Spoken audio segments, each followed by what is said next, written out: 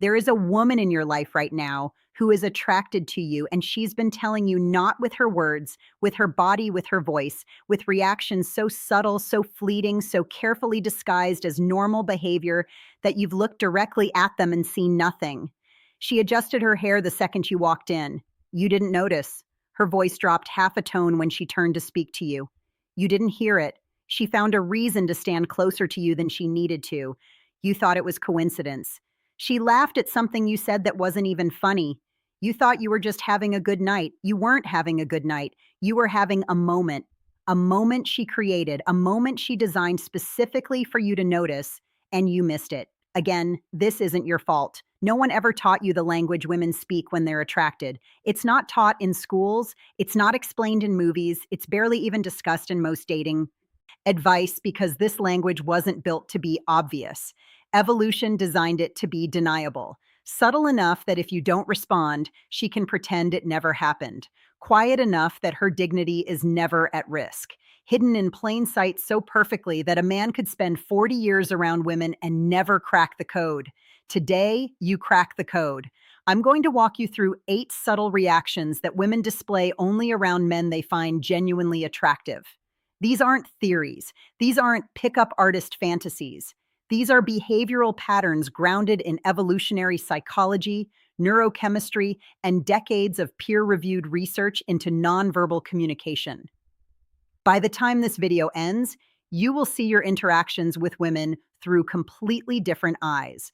But I need you to pay very close attention to reaction number 4, because it's the one that happens after you leave, the one you were never supposed to see. And when I explain it, a very specific memory is going to surface in your mind, a moment you dismissed, a moment that suddenly makes perfect sense. Let's begin. Reaction 1, the gravitational drift. Before a woman ever speaks to you, before she ever makes direct eye contact, before any conscious decision to engage, her body has already made a choice. And that choice reveals everything. Watch where she moves, not where she looks, where she moves. In any social environment, a woman who is attracted to a man will slowly, almost imperceptibly, reduce the physical distance between them, not by walking directly up to him. That's too obvious, too vulnerable, too exposing.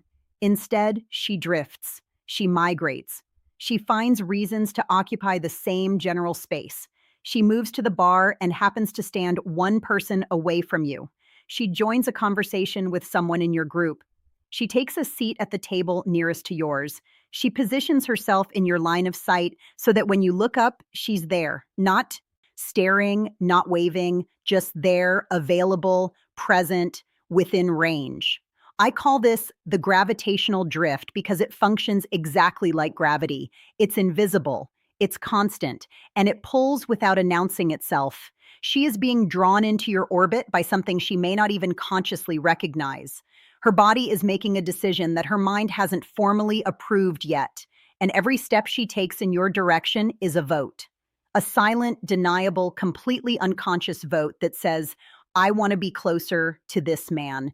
The reason most men miss this entirely is because they're waiting for the approach. They've been taught that attraction begins with conversation, with eye contact, with some obvious green light that says, come talk to me. But that's the final stage. The gravitational drift is what happens before the green light. It's the pre-approach approach, the positioning phase, the part where she arranges the chessboard so that all you have to do is make one move, and suddenly you're standing next to each other as if it happened naturally. It did happen naturally. She made it happen naturally. There's a difference. Start watching rooms differently. Don't just notice who's looking at you. Notice who's near you. Notice who keeps ending up in your space without an obvious reason.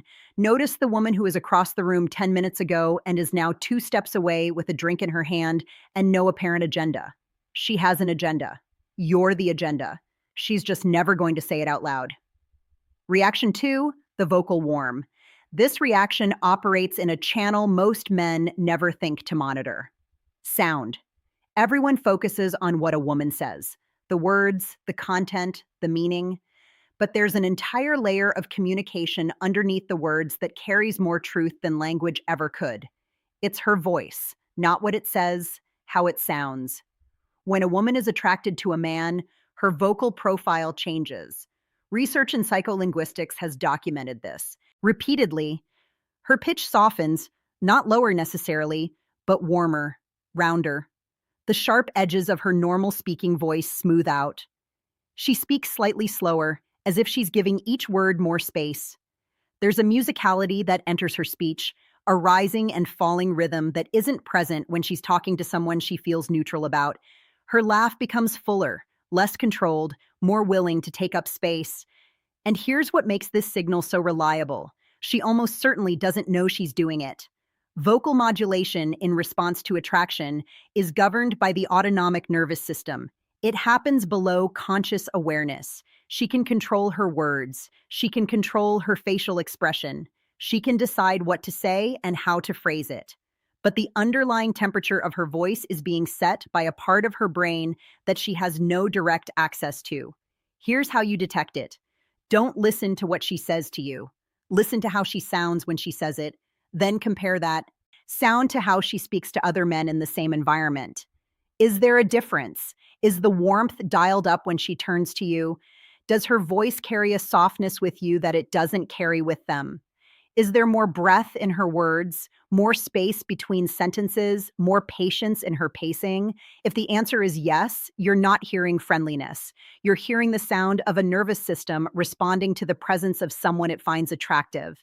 And that sound, once you learn to recognize it, becomes one of the most unmistakable signals you'll ever encounter. You've been hearing it your entire life. You just never knew what it meant. Reaction 3, the active stillness. This one is counterintuitive because it's not about something she does, it's about something she stops doing. You're telling a story, sharing a thought, explaining something, and while you're talking, she goes still, not frozen, not stiff, but present in a way that's qualitatively different from how people normally listen. Her phone stays untouched. Her eyes don't wander. She doesn't fidget, doesn't glance around the room, doesn't check the time. She's just there fully, completely, with a quality of attention that feels almost physical, like she's leaning into your words even when her body isn't moving. I call this active stillness, and it's one of the most psychologically significant reactions a woman can have around a man. In normal conversation, people are partially present at best. Part of their attention is on you. Part of it is on their own thoughts. Part of it is scanning the environment. This is baseline human behavior. We're rarely fully locked in on one person unless something about that person has captured our nervous system's attention at a deeper than normal level.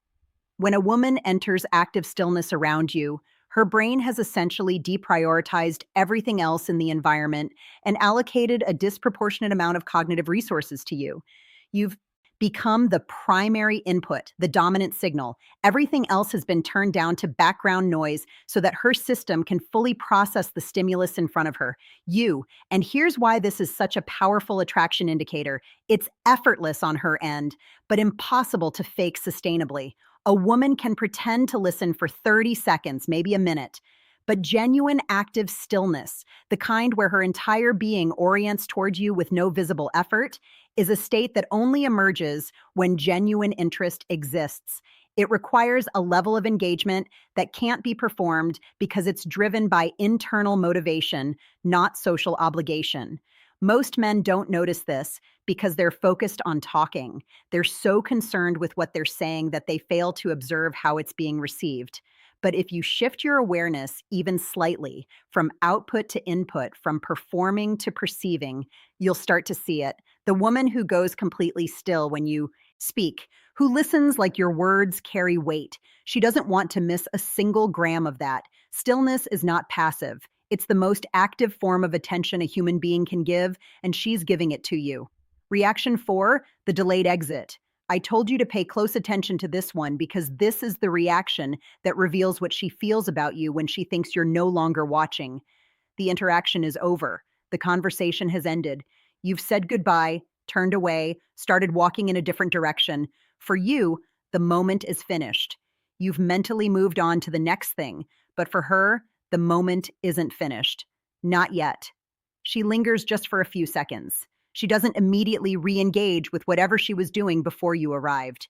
Instead, there's a pause, a beat, a small window of suspended animation where she's still in the emotional residue of your interaction. Maybe she watches you walk away. Maybe she looks down with a slight smile. Maybe she takes a breath that's just a little deeper than necessary. Maybe she turns to a friend and says something quietly that you'll never hear. This is the delayed exit. And it's one of the most honest reactions on this entire list because it happens when she believes the performance window is closed. She thinks you're gone. She thinks the interaction is over. She's no longer managing her expression for your benefit.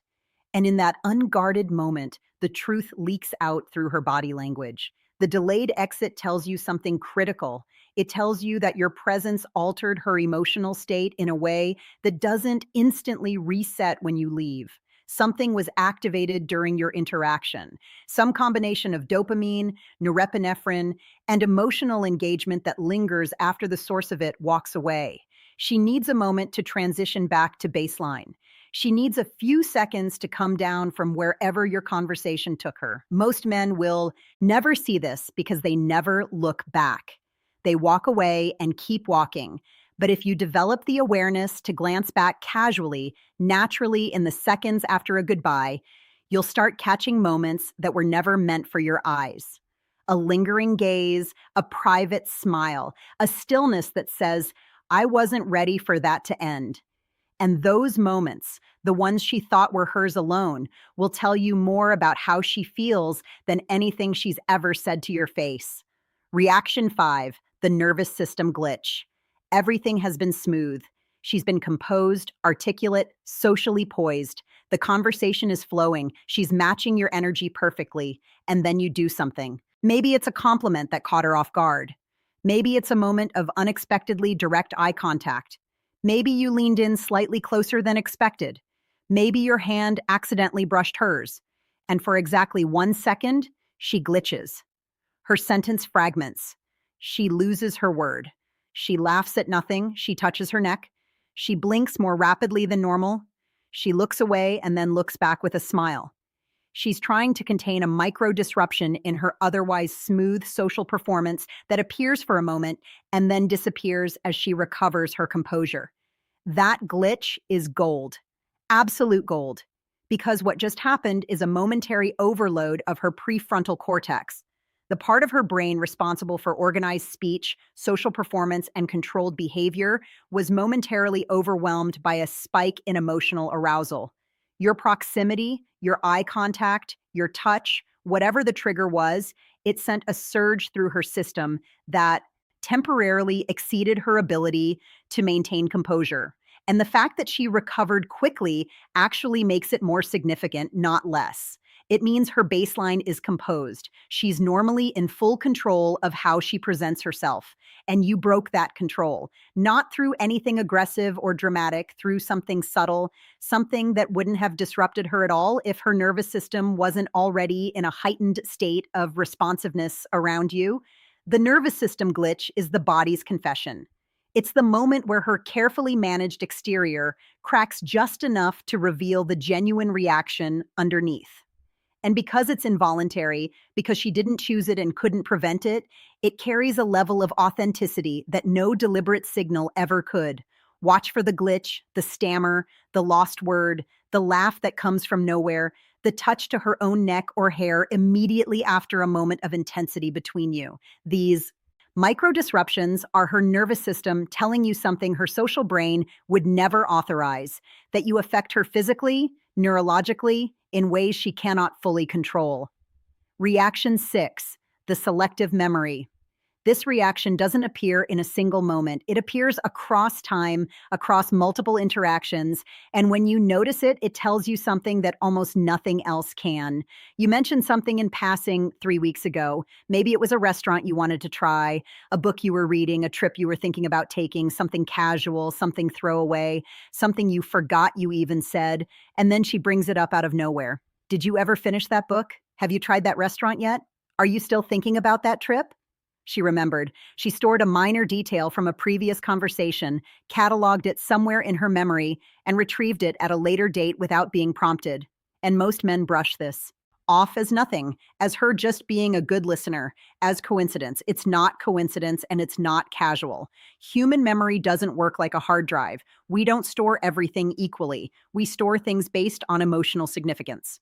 The more emotionally relevant a piece of information is, the more likely it is to be encoded into long-term memory.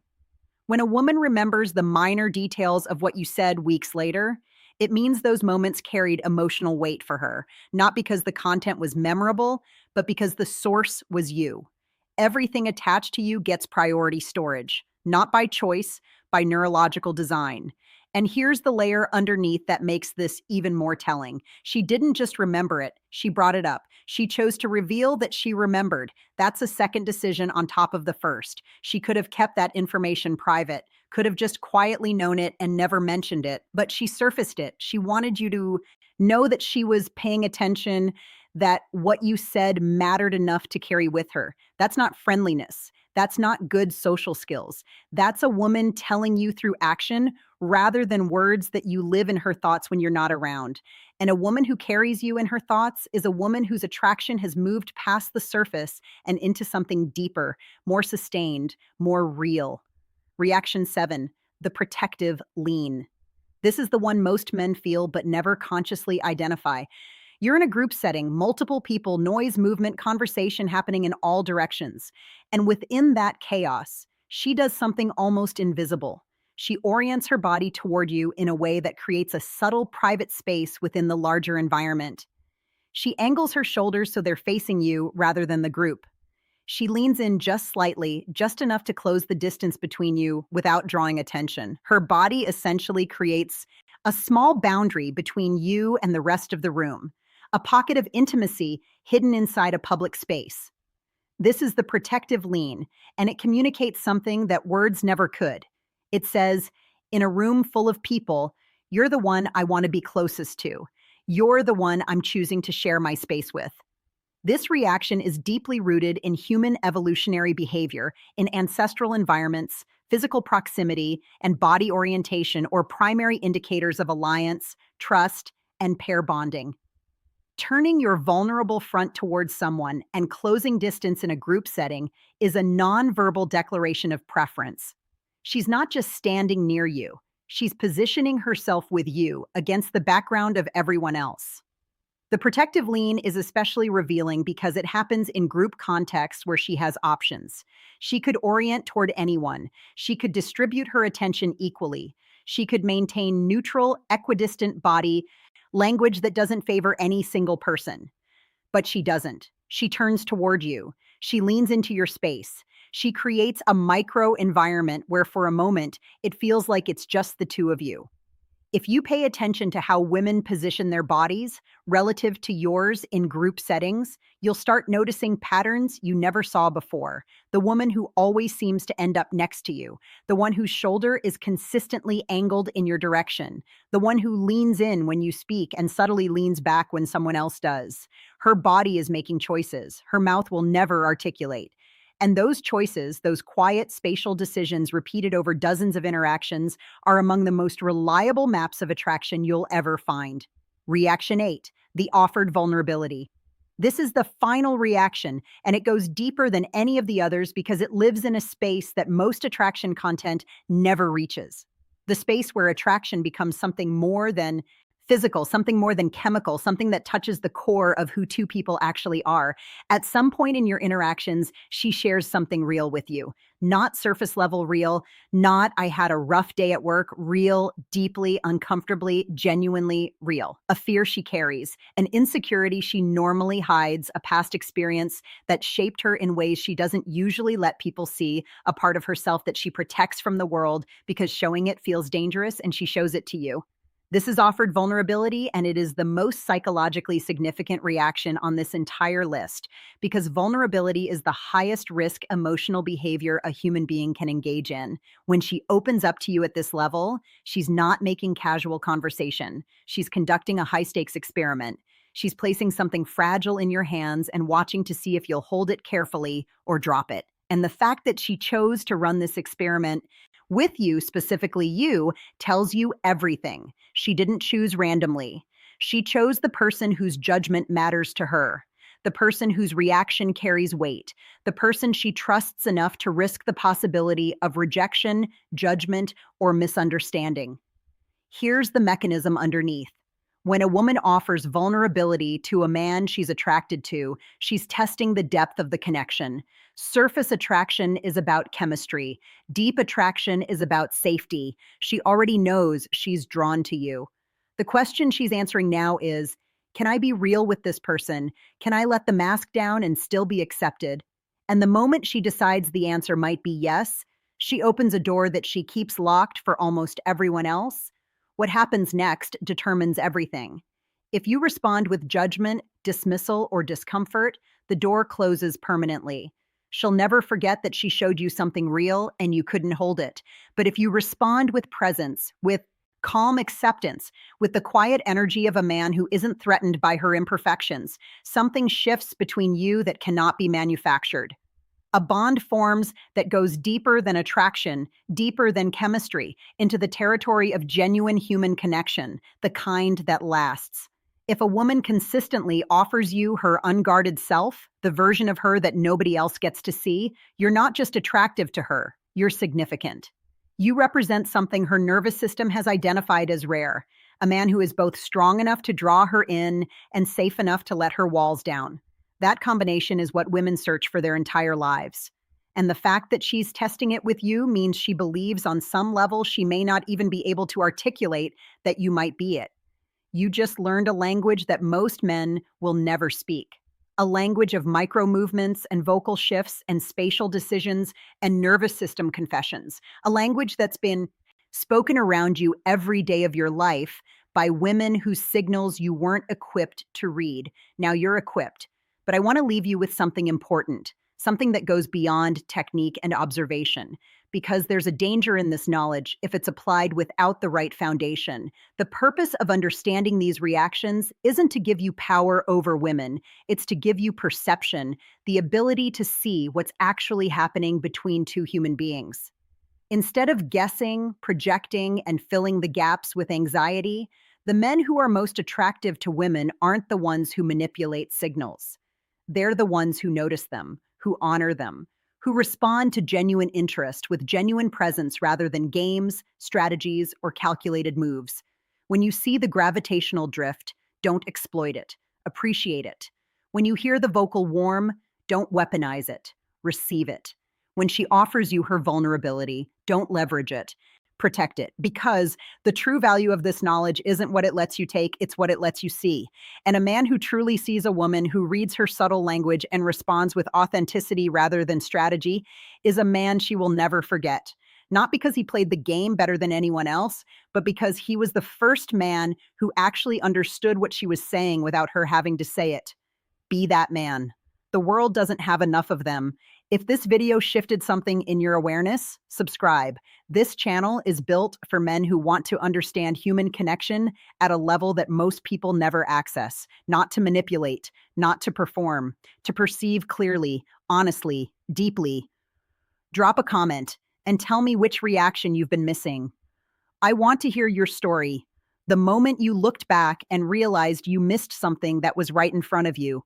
Because the comment section of this video is going to become a library of moments men wish they could relive with the eyes they have now. I'll see you in the next